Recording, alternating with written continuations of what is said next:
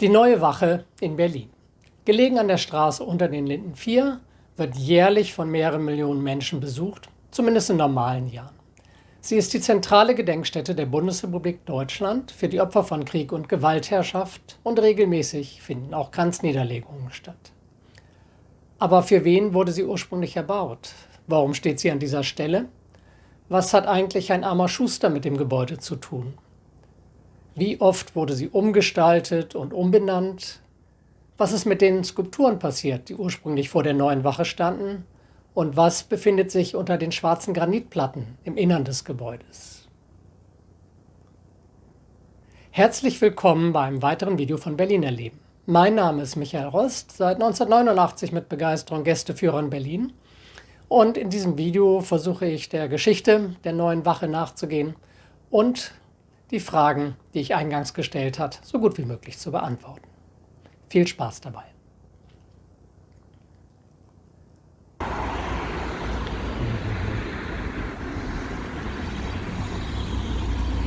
Zum Ursprung. Zu Beginn des 19. Jahrhunderts gab es in Europa große Umwälzungen. Napoleon Bonaparte errang die Herrschaft über weite Teile Kontinentaleuropas und besetzte mit seinen Truppen 1806 auch Berlin. Während der sogenannten Befreiungskriege 1813 bis 1815 wurde die französische Vorherrschaft wieder beendet. Die Neue Wache wurde von 1816 bis 1818 daher auch als Denkmal für die Gefallenen der Befreiungskriege gegen Napoleon errichtet. Der Figurenschmuck weist darauf hin. Im Friesfeld befinden sich 10 freiplastische Viktorien, Siegesgöttinnen, nach Modellen Gottfried Schadows in Zinn gegossen. Die Siegesgöttinnen auf der Schlossbrücke, auf die ich im ersten Video zum Berliner Schloss bereits eingegangen bin, beziehen sich darauf. Im Giebel sieht man die Siegesgöttin Viktoria, die einen Kampf entscheidet.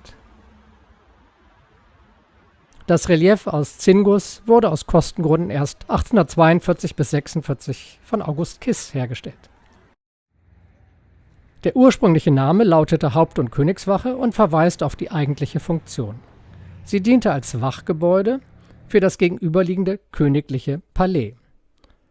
Das heutige Kronprinzenpalais wurde ab 1797 Königliches Palais genannt, da das Kronprinzenpaar Friedrich Wilhelm III. Und seine Gemahlin Luise zum Königspaar geworden waren und mit ihren Kindern hier lebten.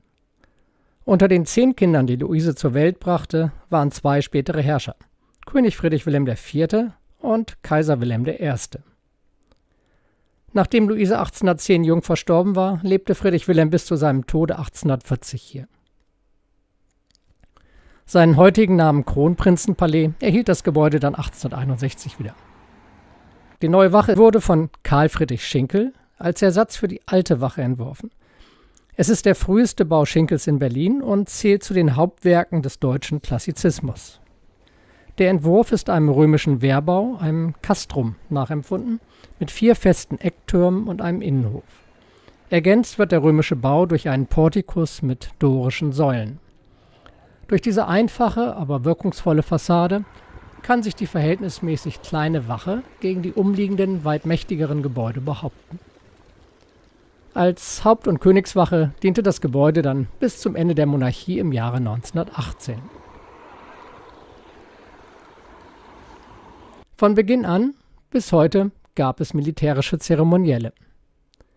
Am 18. September 1818 zogen Soldaten in einem großen Wachaufzug erstmals als Posten zur Neuen Wache. Anlass war ein Besuch des russischen Zaren Alexander I. Das Zeremoniell wurde danach fortgesetzt. Kaiser Wilhelm I. zum Beispiel machte es sich zur Gewohnheit, sich jeden Mittag den großen Wachaufzug unter den Linden vom schräg gegenüberliegenden Alten Palais aus anzuschauen. Pünktlich erschien er dazu am historischen Eckfenster seines Arbeitszimmers im Erdgeschoss. Das geschah so regelmäßig, dass es sogar in Reiseführern zu lesen war. Es ist überliefert, dass Wilhelm eine wichtige Besprechung mit Bismarck mit den Worten unterbrach: „Die Wache kommt, da muss ich ans Fenster. Die Leute warten auf meinen Gruß." So steht's im Baedeker. Erstaunlicherweise fand das militärische Zeremoniell mit nur kleineren Veränderungen und trotz längerer Unterbrechungen nach dem Ersten und Zweiten Weltkrieg bis zur deutschen Wiedervereinigung im Jahr 1990 statt. An dieser Stelle möchte ich eine der eingangs gestellten Fragen beantworten. Was hat ein armer Schuster mit der Wache zu tun? Nun, es gab ja auch eine Arrestzelle und am 16. Oktober 1906 wurde Georg Langerhans, seines Zeichens Bürgermeister von Köpenick, in militärischer Begleitung hier abgeliefert und durch den Diensthabenden des Wachregiments, einen Prinzen der kaiserlichen Familie, festgesetzt. Geschickt hatte ihn Wilhelm Vogt, vorbestrafter Schuster und ohne Aufenthaltsgenehmigung für den Großraum Berlin. Dieser hatte sich bei verschiedenen Händlern eine Hauptmannsuniform zusammengekauft, in dieser Verkleidung in Berlin einen Trupp Wachsoldaten abkommandiert, war mit diesen mit der Stadtbahn bis nach Köpenick gefahren, hatte dort das Rathaus besetzt, im Namen seiner Majestät den Bürgermeister verhaftet und sich die Stadtkasse aushändigen lassen. Nach kurzer Zeit war klar, was geschehen war, und in ganz Deutschland und später auch weltweit lachte man über diese Köpenickiade. Selbst Kaiser Wilhelm II. Nannte Wilhelm Vogt einen genialen Kerl und scheint von der Obrigkeit Zürichgard seiner Untertanen begeistert gewesen zu sein. Wilhelm Vogt, der 10 Tage nach der Aktion verhaftet und zu 4 Jahren Gefängnis verurteilt worden war, wurde vom Kaiser bereits nach 2 Jahren begnadigt. Vogt konnte danach lange Zeit gut von seiner Geschichte leben und gehörte zu den ersten, die in Luxemburg, wohin er 1910 übergesiedelt war, ein Automobil besaßen. In Luxemburg befindet sich auch seine Grabstätte. Über die Geschichte wurden zahllose Theaterstücke geschrieben. Das bekannteste stammt von Karl Zuckmayer. Ebenso wurde der Stoff mehrfach verfilmt, auch im englischsprachigen Raum. Die bekannteste Verfilmung ist wohl die mit Heinz Rühmann von 1956. Im Jahr 1931 fand die erste Umwandlung der neuen Wache statt. Auf Anregung von Preußens Ministerpräsident Otto Braun wurde sie zur Gedächtnisstätte für die Gefallenen des Weltkriegs. Der Gewinner des Wettbewerbs, Heinrich Tessenow, ließ Innenwände und Zwischendecken entfernen und gestaltete einen sehr kargen, schlichten Raum mit kreisrundem Oberlicht. Ein Eichenlaubkranz aus Gold- und Silberblättern lag auf einem 1,67 Meter hohen Gedenkstein aus schwarzem Granit. Heute ist der Kranz im benachbarten Deutschen Historischen Museum ausgestellt. 1934 wurde an der inneren Rückwand ein Kreuz angebracht, wohl um die Anbringung eines Hakenkreuzes zu verhindern. Schließlich wurde die neue Wache in der NS-Zeit als Reichsehrenmal in politisch-militärische Inszenierung und Aufmärsche einbezogen. Nach schweren Beschädigungen im Zweiten Weltkrieg entging die neue Wache Forderungen nach einem Abriss und die Außenfassade wurde nach den Plänen Schinkels von 1951 bis 1957 rekonstruiert. 1957 bis 1960 erfolgte die Gestaltung zum Mahnmal für die Opfer des Faschismus und Militarismus. Anlässlich des 20. Jahrestages der DDR wurde 1969 in der Raummitte ein prismenförmiger Glaskörper mit ewiger Flamme hinzugefügt. Gestaltet von Lothar Quassnitzer.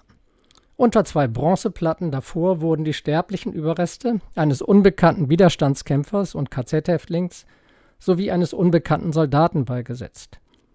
Unter der Platte des Widerstandskämpfers lag Erde aus 9 Konzentrationslagern, unter der des Soldaten Erde von 9 Schlachtfeldern des Zweiten Weltkriegs.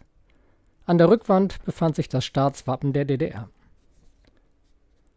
Von 1962 bis zum Ende der DDR standen tagsüber 2 Soldaten des Wachregiments Friedrich Engels als Ehrenwache vor der neuen Wache. Sie wurden stündlich im kleinen Wachaufzug abgelöst. Mittwochs und samstags zog um 14:30 Uhr eine Ehrenformation des Regiments im Stechschritt zum großen Wachaufzug auf der Straße unter den Linden auf. Ein beliebtes Schauspiel bei Touristen. Auf YouTube findet man etliche Videos dazu. Nach der Wiedervereinigung erfolgte die bisher letzte Umbenennung und Umgestaltung. Die neue Wache ist seit 1993 die zentrale Gedenkstätte der Bundesrepublik Deutschland für die Opfer von Krieg und Gewaltherrschaft. Im Innenraum wurden die Elemente aus der DDR-Zeit entfernt und die Gestaltung von 1931 weitgehend wiederhergestellt. Allerdings befindet sich jetzt eine von 38 cm auf 1,52 Meter vierfach vergrößerte Kopie der Plastik Mutter mit totem Sohn, auch Peter genannt, von Käthe Kollwitz. Sie stellt die Künstlerin selber und ihren im Ersten Weltkrieg gefallenen Sohn Peter dar. Die Aufstellung geschah auf Veranlassung des damaligen Bundeskanzlers Helmut Kohl. Er hatte schon lange eine Kopie einer anderen Plastik von Kollwitz auf seinem Schreibtisch stehen und wünschte sich die Peter für die neue Wache und hat das recht autokratisch durchgesetzt. Es gab damals erbitterte Diskussionen in der Öffentlichkeit und Kohl musste auch lange mit den Erben von Käthe Kollwitz sprechen.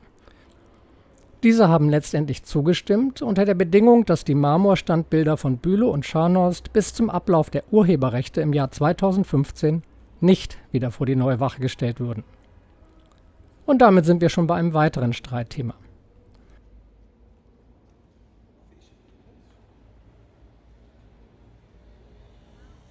(1822) wurden vor der neuen Wache 2 Marmorstandbilder aufgestellt. Links Friedrich Wilhelm von Bülow und rechts Gerhard David von Scharnhorst. Gegenüber standen seit 1855 3 Bronzestandbilder von Ludwig Georg von Wartenburg, Gerhard Leberecht von Blücher und August Neidhardt von Gneisenau. Die Standbilder waren von Christian Daniel Rauch nach Entwürfen Schinkels geschaffen worden. Sie sollten an die bedeutendsten Generäle und Reformer der Befreiungskriege erinnern. Auf Befehl von Walter Ulbricht wurden die Standbilder 1950 entfernt und eingelagert, 1964 allerdings im gegenüberliegenden Prinzessinnengarten wieder neu aufgestellt. Nach der Wiedervereinigung wurden sie ebenfalls zwischenzeitlich eingelagert und restauriert und 2002 an ihren heutigen Plätzen gegenüber aufgestellt. Die heutigen Aufstellungsorte verstoßen wohl gegen Artikel 8 der Charta von Venedig, die zentralen Werte und Vorgehensweisen bei der Konservierung und Restaurierung von Denkmalen festgelegt hat. Und es gibt viele Stimmen, die die Standbilder wieder an historischer Stelle sehen möchten. Der Landesdenkmalrat hat eine Rückkehr der Standbilder Bülows und Scharnhorst vor die neue Wache jedoch bislang abgelehnt. Aber nachdem das Berliner Schloss inzwischen weitgehend fertiggestellt worden ist, werden die Diskussionen auch hier wohl wieder verstärkt geführt werden.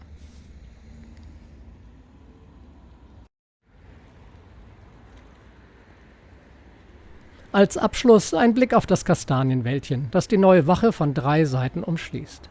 Schinkel ließ neue Kastanien in regelmäßigen Abständen um das Gebäude herum pflanzen. Die Bäume sollen die architektonische Wirkung des freistehenden Baukörpers steigern und vermittelnd zu den benachbarten Gebäuden wirken. Im Sommer sieht es hier natürlich alles grüner und schöner aus.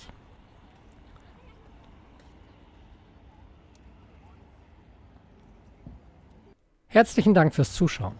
Wie immer freue ich mich über Kommentare, Anregungen, Likes und ein Abonnement meines Kanals.